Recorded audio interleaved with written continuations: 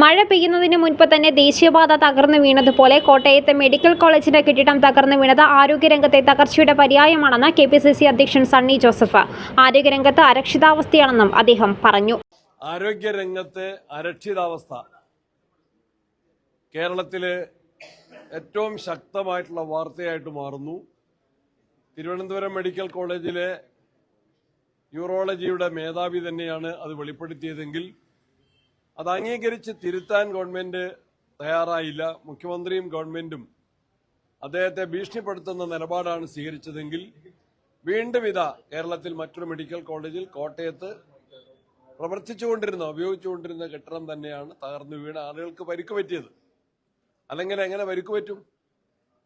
ആ കെട്ടിടം ഉപയോഗിച്ചുകൊണ്ടിരുന്നത് തന്നെയാണ്. ഇപ്പോൾ ആരോഗ്യമന്ത്രിയും കോട്ടയം ജില്ലക്കാരനായ മന്ത്രി വാസവനും അതിനെ ന്യായീകരിക്കാനും അതിനെ തേച്ചുമായ്ച്ചു കളയാനും ശ്രമിച്ചാൽ അത് വിലപ്പോവില്ല. ജനങ്ങളുടെ മുൻപിൽ ദൃശ്യമാധ്യമങ്ങൾ അത് കാണിച്ചു കൊടുത്തിട്ടുണ്ട്. ഈ കാര്യങ്ങളെല്ലാം മെഡിക്കൽ കോളേജ് ഉൾപ്പെടെ സർക്കാർ ആശുപത്രികളുടെ ശോച്യാവസ്ഥ പരിഹരിക്കുന്ന കാര്യത്തിൽ പ്രതിപക്ഷം നേരത്തെ തന്നെ നിയമസഭയിലും വിവിധ വേദികളിൽ ജില്ലാ വികസന സമിതി ഉൾപ്പെടെയുള്ള സ്ഥലങ്ങളിൽ ജനപ്രതിനിധികൾ മാധ്യമങ്ങളെല്ലാം ശക്തമായിട്ട് ഉയർത്തിയിട്ടുള്ള വിഷയം തന്നെയാണ്. അപ്പോൾ മേനി നടിക്കാനും അവകാശവാദങ്ങൾ ഉന്നയിക്കാനും ആഘോഷങ്ങൾ സംഘടിപ്പിക്കാനും മാത്രമാണ് ഗവൺമെന്റ് മുൻഗണന നൽകിയത്.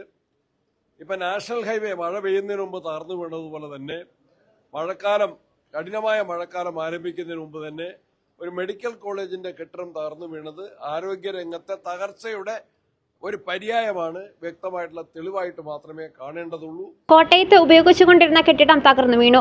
മന്ത്രിമാരായ വീണോ ജോർജും വാസവനും അതിനെ ന്യായീകരിക്കാനും തേച്ചുമായ്ച്ചു കളയാനും ശ്രമിച്ചാൽ വിലപ്പോകില്ല. കാലപ്പഴക്കമുള്ള കെട്ടിടമായിരുന്നെങ്കിൽ പൊളിച്ചു മാറ്റണമായിരുന്നു. ആശുപത്രിയുടെ ശോചനാവസ്ഥ പരിഹരിക്കണമെന്ന് UDF നേരത്തെ മുതൽ ആവശ്യപ്പെട്ടതാണ്. എന്നാൽ മേനി നടിക്കാനും അവകാശവാദം ഉന്നയിക്കാനും ആഘോഷം സംഘടിപ്പിക്കാനുമാണ് സർക്കാർ മുൻകൈയെടുത്തത്.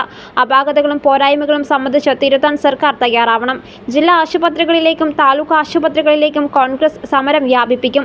ഉത്തരവാദിത്തമില്ലായ്മയും കെടുകാര്യസ്ഥതയും ജനങ്ങൾക്ക് പൂർണ്ണമായി ബോധ്യപ്പെട്ടു.